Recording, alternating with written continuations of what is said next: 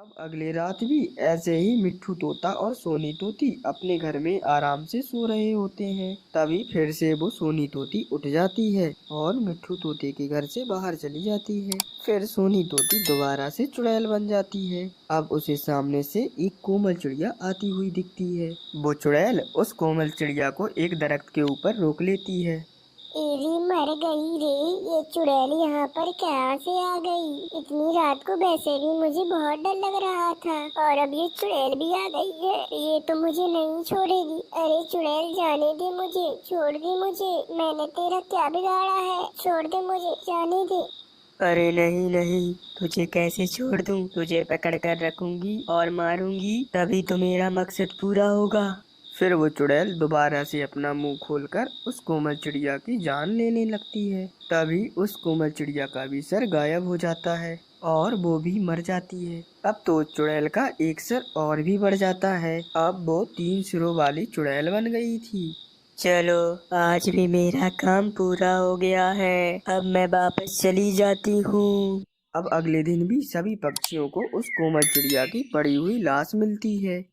अरे ना जाने ये क्या हो रहा है इस जंगल में। कल बुलबुल की भी हमने सर कटी हुई लाश देखी थी और आज इस कोमल चिड़िया की सर कटी हुई लाश दिखी है हमें। अरे अब हम क्या करें, ना जाने हमारे इस जंगल में ये सब क्या हो रहा है।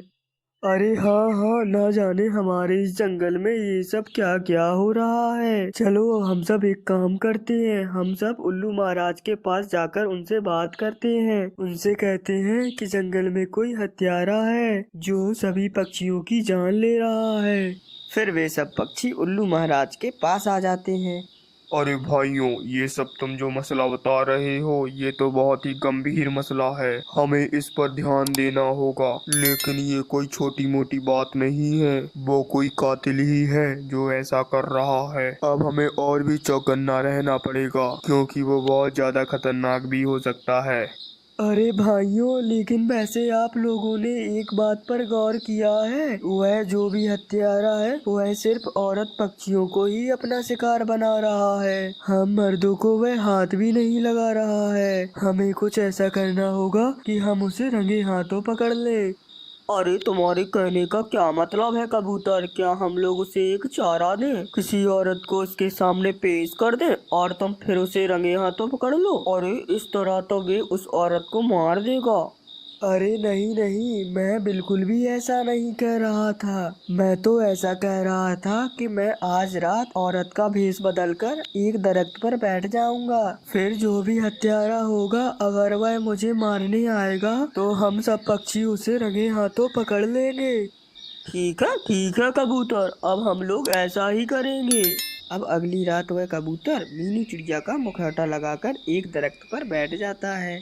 थोड़ी देर के बाद सोनी तोती उठ जाती है। वह तोते के घर से निकल जाती है। सोनी तोती के पीछे पीछे मिट्ठू तोता भी अपने घर से बाहर निकल जाता है। तभी मिट्ठू तोता देखता है कि सोनी तोती एक चुड़ैल बन जाती है।